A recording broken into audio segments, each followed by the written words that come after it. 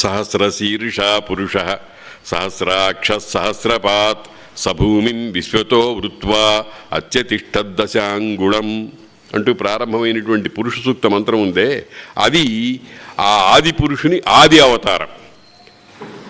దాన్ని చూపించాడు ఆయన. అక్కడ చాలా చాలా విషయాలు ఉన్నాయి. అందులో సూర్యుడెవరు, చంద్రుడెవరు, అగ్ని ఎవరు, మరి బ్రాహ్మణాది వర్ణములేమిటి, చంద్రుడంటే ఏమిటి మొదలైనటువంటి విషయాలన్నీ చెప్పారు. అందుకనే చూడండి, ఇప్పుడు చంద్రుడు విరాట్ పురుషుని యొక్క హృదయం అని అన్నారు. మెంటల్ కేసుగాళ్ళని ల్యూనటిక్ అంటారు. దీనికి దానికి సమన్వయం చేసుకుంటే చంద్రమా మనసో జాతః, చంద్రుడు మనస్సు నుండి ఏర్పడ్డాడు అనేటువంటి దానికి సరిపోతుంది. అంటే వికారాలు, మనస్సు అనేటువంటిది నిత్య చంచలమైనటువంటిది. ఆ నిత్య చంచలమైనటువంటి దాంట్లో ఎప్పుడు ఏ భావన పొటమరిస్తుందో ఎవరూ ఊహించలేరన్నమాట. అది చంద్రస్థానం అని అన్నారు.